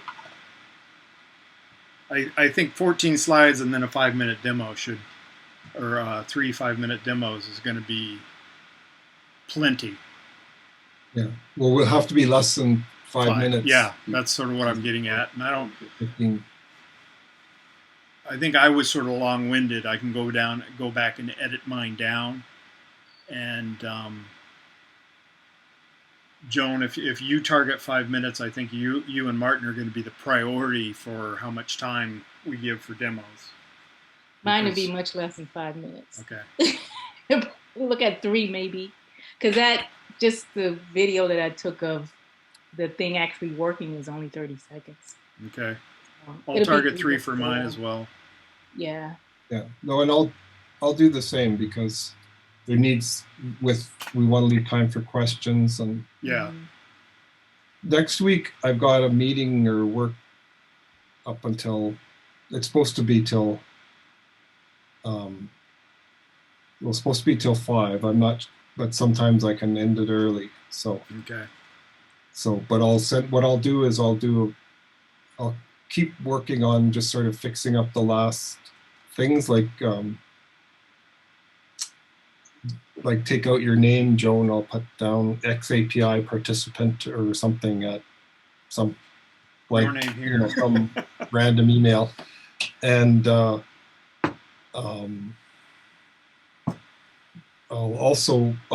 just try and see if the extensions. I think I have an easy way to do it. If it works, it works. If it doesn't, I'm not going to spend a lot of time on it.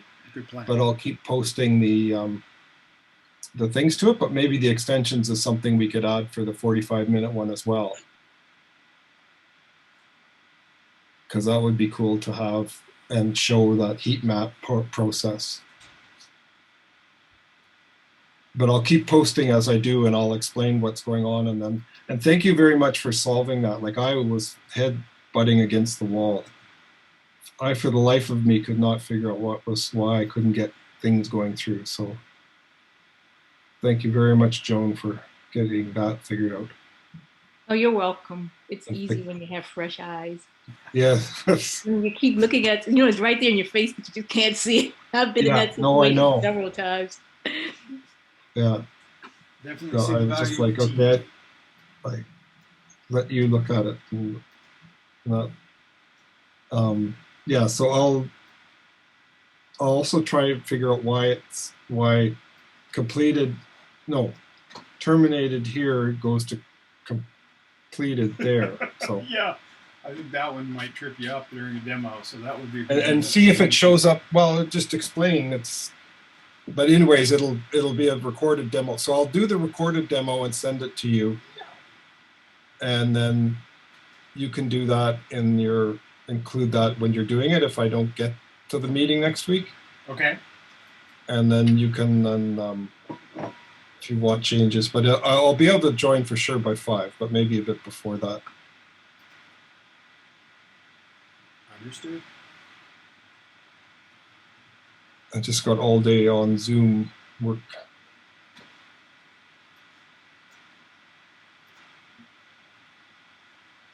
All right. I'm literally on this other machine grabbing screen grabs for those slides. So I'm going to go ahead and finish my thoughts on that. But I think for now, we're good. Anybody else have any concerns or any questions about where we're at and where we're going? Nope, not me. Turn off share here.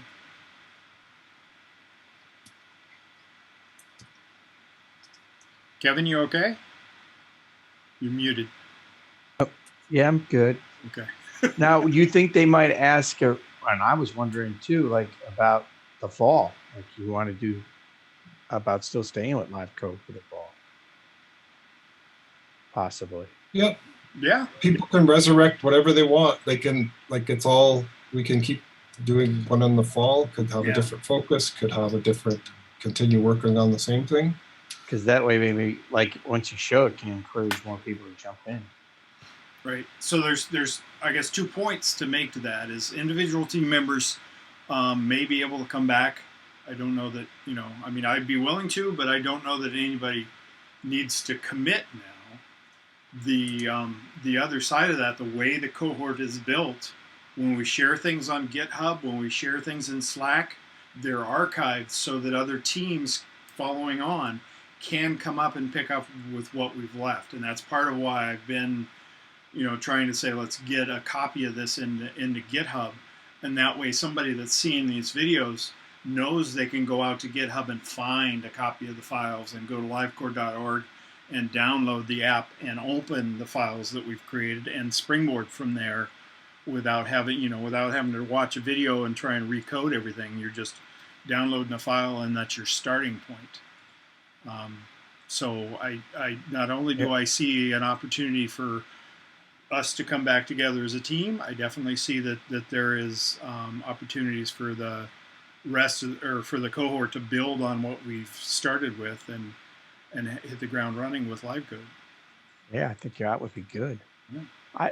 I could show you my screen on my GitHub. Maybe I'm on the wrong spot why I can't seem to find it. Yeah, we've got 4 minutes, and I can Okay. come back into. I can do it real fast. Yeah, go ahead and sharing. Go ahead and go into sharing and share your screen. All right. I just mean in this version of the Zoom, we have 4 minutes left. Okay, I don't think. And if other people need to sign off, I can go ahead and coach you through this. Do you see it? Yep, I see GitHub. I mean, I'm right there. I hit the. Then I thought I had it right here with you on that one, but so what is I was sure I registered. I was registered, but I can't get in. All I got is this. I'm not sure what you're trying to do. Is to get into our GitHub, our team. Okay, so where you're at is you're in a repository under xAPI Cohort. Click on xAPI. Wait a minute. Click on xAPI Cohort next to xAPI report. There you go. Click there.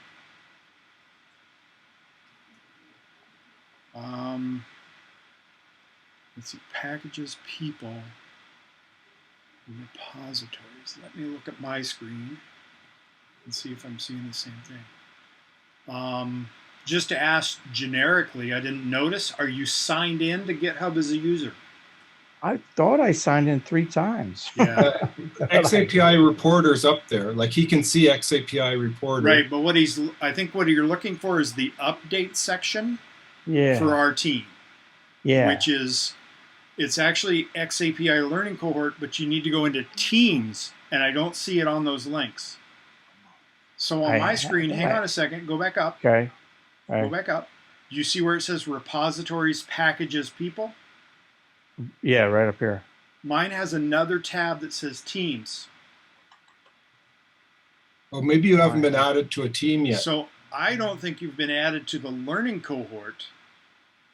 I don't think you're on that. But so if you see the picture down to the right of Matt, click on Matt and see if you can ask him to be added to the cohorts. Okay, I thought I. Is there a button there that says join? I don't see anything. You see now. Well, I'll just go to Matt on. Yeah. But there's a hashtag under channels, request GitHub under the Slack, request GitHub team access. There you go. I think if you go in there and write a message to Matt. Under Slack? Yeah. All right. Well, I can't. Okay. I'll do that. The other thing, let me send it to you in chat. Okay. We're under a minute, but you may be able to click this. I've got Do you see that link in chat? Click that link and see if that opens or if you're locked out. Hold on, I don't know why I'm not getting the chat here. Hold on. Why isn't chat showing up? Oh, I gotta go off. I'm gonna stop sharing. You're sharing, so you need to drag up. I gotta stop sharing. If you drag up above where it says stop sharing, you can. Yeah, I got it. Okay. I got it. Thanks. Well, that's the one that's not showing up. Okay. That's the 404.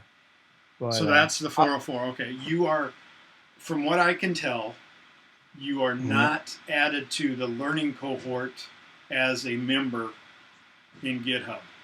So yeah, I'll have Like to go to Martin him. said, you can do that in Slack. Okay, because I did it. There was a place to do it in GitHub.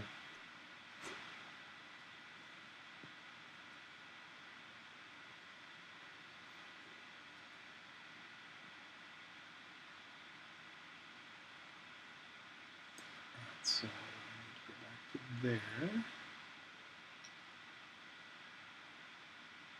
To there. And that. And there. That. Paste.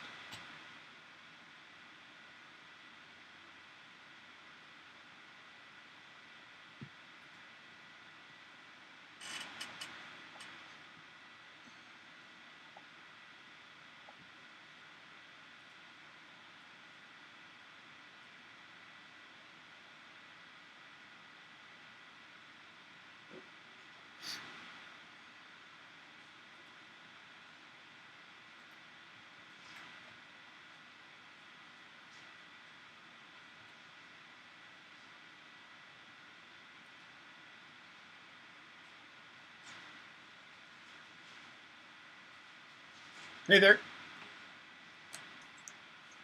Just got cut off. Just wanted to say goodbye. Yeah, I just came back in case Kevin had questions, but Yeah. I'm gonna Slack him. Okay, I think that went well. I think we're getting close to being ready. I do too. Yeah. I appreciate your effort and commitments on this. I know it's taking you away from other stuff, but Oh, it's okay. I'm enjoying it, learning a lot. good. Although it was really was. If it wasn't for Joan, I don't think I would have. I was just like, I spent a whole Sunday like, how come it doesn't work? I'm doing this, I'm doing that. Yeah. It's just No, a little that's thing. I've bumped my head against things like that too, and it's like a fresh pair of eyes. Just Yeah. Yeah. It helps to have somebody else to share it with. Yeah. Exactly. No, that's what's neat about these. Like, get to work on a team and different people, and so. Yeah, Okay. I almost wonder if we shouldn't have tried to set up some like weekend time just to code together, but we're just sort of cycling through the project on these Wednesday meetings, so Yeah. I don't want to. Yeah, it's hard to get everyone to, like, as you've already experienced, it's hard to get a bunch of people together at the same time over multiple time zones and work schedules in spite of COVID. Okay, so Kevin texted in Slack that he's good. He'll get a hold of Matt. Okay. I think we're all right. All right. Okay. Thanks, Mark. So see you on Thursday. Wednesday. We'll do another Wednesday. Oh, you won't be there. Yeah. But so my question to you is, do you want to try and pull together something Monday, Tuesday, or over the weekend? I mean, I'm open if you want to interact in Zoom, or if you just want to record it and send it to us, is fine too. Well, I'll record it first and send it and see what you think. It's just that I'm sort of committed to 5, but it doesn't always go till 5. So I can't promise I will be there before 5 on Wednesday. So I want to have something for sure. But then on the other days, I'm just sort of running out of time for I've got other things going on. Okay, yeah. So rather than make yet another, I will just try and do 3 minutes and send that, and then people can look at it and then comment on it, and then maybe I can tweak it, and then we'll have it all down. Like I said, I consider you and Joan sort of priorities in what you're presenting. So if you feel like you need to go 5 or 6, I think we're okay. And the other option is I can always go through and edit back down to what we have time to present, or it's much harder to finish the presentation and say, oh, we have 5 extra minutes, than it is to say, well, let's capture what we need. Let's use the time we need to capture what we want to say. Yeah. Do you follow me? I don't Yeah. want you to focus on the time limit as much as how long does it really take to say about what you've got. But I think with Joan's is hers has the code in it. And like you're saying, so that would be good for her to, and she's got it nicely done so that it's highlighted and this does this. So then people can actually see a more, like the hello world is a good intro to it. And then you see, okay, on mouse up, okay, this is what we're doing. On mouse up, this is this. And then, so I think for that, to show that it's sending commands and whatever, plus doing the demo of it. That's two different parts of hers. Mine is just the demo. I wouldn't go into the details of the code. Maybe if the next one, the 45-minute, there could be a part that just talked about overall structure of it or something like that. But I think the priority should be actually sending, like showing the xAPI statements going and having an effect. Yeah. Right? Like showing up in the LRS. Yep. Showing and so up and like you mentioned earlier, you sort of want to have that window open even if it's off screen. Yeah. And you can refresh it and then drag it on and say, okay, I just pulled up this window. Here's my statement, and just, you don't need to walk through each section of it because they're learning about statements elsewhere. But my idea of when you present it, you want to click on one of the examples and show that JSON just from the perspective of, it shows up as a line item in an LRS, but here's where the JSON is that we sent from over there, and then you can compare the two. Yeah, I just realized I can make a browser widget and have it right in the same stack. I didn't mean to add a feature on you, but yes, you can. Yeah, well, I was just thinking of putting the browser next to the thing, and then, but anyways, I'll think about that. Yeah, but yeah, that'll be good so that you can see, play. Yep. Here's the statement. There it shows up on the thing. So proof it works. So. All right, good. Okay. Kevin so mentioned I'll let you go. You can always thumbtack things and say, well, if we come back in the fall, I'm going to do this. Yeah, exactly. Just put to do. Well, there's things in the code. I say to do, add this thing. To do, add that thing. So. All right. Thanks again. Yeah. Okay. Bye. Take care.